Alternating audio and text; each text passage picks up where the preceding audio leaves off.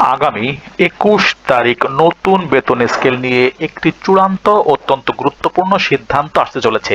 এরই মধ্যে চারদিকে শোনা যাচ্ছে নানা ধরনের গুঞ্জন গুজব। অন্তর্বর্তী সরকার জানিয়েছে জানুয়ারি থেকেই আংশিকভাবে নতুন বেতন স্কেল কার্যকর ধরা হবে এবং সে লক্ষ্যেই বাজেটে অর্থ বরাদ্দ রাখা হয়েছে। কিন্তু সবচেয়ে বড় প্রশ্ন এখনো রয়ে গেছে, বেতন বৃদ্ধির হার ঠিক কত হতে যাচ্ছে, নতুন বেতনের অনুপাত কেমন হবে, সর্বনিম্ন বেতন ২১,০০০, ২২,০০০ নাকি ২৫,০০০ টাকা। এ বিষয়গুলো নিয়ে এখনো পর্যন্ত স্পষ্ট কোনো ধারণা পাওয়া যায়নি। আজকের এই ভিডিওতে আমি আপনাদের সামনে তুলে ধরব পে কমিশনের ভেতরের কিছু গুরুত্বপূর্ণ ও গোপন তথ্য, যা জানলে আপনি সত্যি অবাক হয়ে যাবেন, জানতে পারবেন আসল সত্যটা কি। এছাড়াও এই ভিডিওতে থাকছে নতুন বেতন স্কেল আসলে কবে থেকে কার্যকর করা হবে, এটি মুখে মুখে নাকি কাগজে কলমে বাস্তবায়ন হবে, এবং সবচেয়ে গুরুত্বপূর্ণ কবে থেকে আপনি নতুন বেতন তুলতে শুরু করবেন। আপনার সব প্রশ্নের উত্তর পেতে সম্পূর্ণ ভিডিওটি স্কিপ না করে দেখুন। আর এমন আপডেট, বস্তুনিষ্ঠ সত্য খবর সবার আগে পেতে আমাদের চ্যানেলটিকে অবশ্যই সাবস্ক্রাইব করুন।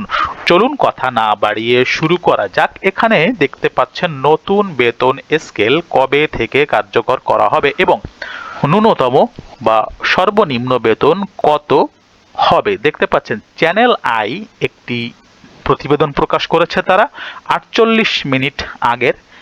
আমরা প্রথমে এই প্রতিবেদনটি পড়ে দেখি। নতুন পে স্কেল ২১ জানুয়ারি, সর্বনিম্ন মূল বেতন ২০,০০০ টাকা। দর্শক দেখতে পাচ্ছেন নতুন পে স্কেল ২১ জানুয়ারি এবং সর্বনিম্ন মূল বেতন এখানে বলা হচ্ছে ২০,০০০ টাকা। সরকারি কর্মচারীদের নতুন পে স্কেল সংক্রান্ত প্রতিবেদন প্রায় চূড়ান্ত করেছে পে কমিশন। এটা নিঃসন্দেহে একটি আনন্দকর সংবাদ। আগামী ২১ জানুয়ারি প্রতিবেদনটি প্রধান উপদেষ্টার কাছে হস্তান্তর করা হবে বলে কমিশন সূত্রে জানা গিয়েছে। প্রতিবেদনের সরকারি কর্মচারীদের সর্বনিম্ন মূল বেতন বর্তমানের দ্বিগুণেরও বেশি বাড়িয়ে ২০,০০০ টাকা নির্ধারণের প্রস্তাব করা হয়েছে। আপনারা জানেন সর্বনিম্ন বেতন ছিল ৮,০০০ টাকা সামথিং।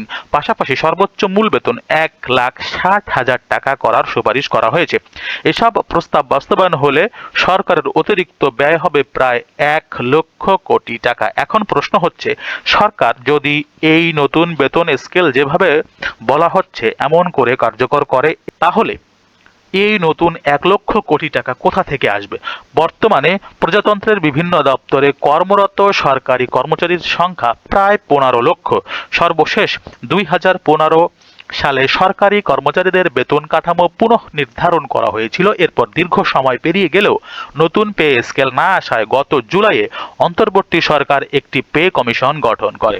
কমিশনকে ৬ মাসের মধ্যে প্রতিবেদন জমা দিতে বলা হয় এবং প্রধান উপদেষ্টা ২১ জানুয়ারি তা গ্রহণের সময় নির্ধারণ করেছেন বলে একাধিক কমিশন সদস্য জানিয়েছেন। এবারে প্রতিবেদনে গ্রেড কাঠামো বা দর্শনগত পরিবর্তনের কোনো প্রস্তাব রাখা হয়নি, অর্থাৎ যে ২০টি গ্রেড ছিল সেই ২০টি গ্রেডই থাকছে, গ্রেড সংখ্যাও অপরিবর্তিত থাকছে। তবে দীর্ঘদিনের উচ্চ মূল্যস্ফীতি ও জীবনযাত্রার ব্যয়কে বিশেষ গুরুত্ব দিয়ে সুপারিশ করা হয়েছে। প্রতিবেদন অনুযায়ী সবচেয়ে বেশি অর্থাৎ ১৪৪% বেতন বৃদ্ধির প্রস্তাব করা হয়েছে ২০তম গ্রেডে। এতে ওই গ্রেডের মূল বেতন ৮,২০০ টাকা থেকে বেড়ে ২০,০০০ টাকায় দাঁড়াবে। ভাতা যোগ হলে মোট বেতন হবে প্রায় ৪২,০০০ টাকা। অন্যদিকে বর্তমানে সর্বোচ্চ মূল বেতন পাওয়া সচিবদের বেতন ৭৮,০০০ টাকা। কমিশনের প্রস্তাব অনুযায়ী এটি ১০৫% বাড়িয়ে ১,৬০,০০০ টাকা করার সুপারিশ করা হয়েছে। অন্যান্য ভাতা ও আনুতোষিক যোগ হলে একজন সচিবের মোট মাসিক আয় ৩ লক্ষ টাকা ছাড়িয়ে যাবে। প্রিয় দর্শক, ভিডিওটির পর্যায়ে বলতে চাই, যারা এখনো পর্যন্ত চ্যানেলটিকে সাবস্ক্রাইব করেননি অবশ্যই চ্যানেলটিকে সাবস্ক্রাইব করে আমাদের পাশে থাকবেন। দেখতে পাচ্ছেন চ্যানেল আই তাদের একটি প্রতিবেদন প্রকাশ করেছে। চলতি অর্থবছরে বাজেটে সরকারি কর্মচারীদের বেতন ভাতার জন্য বরাদ্দ রাখা হয়েছে প্রায় ৮৫,০০০ কোটি টাকা।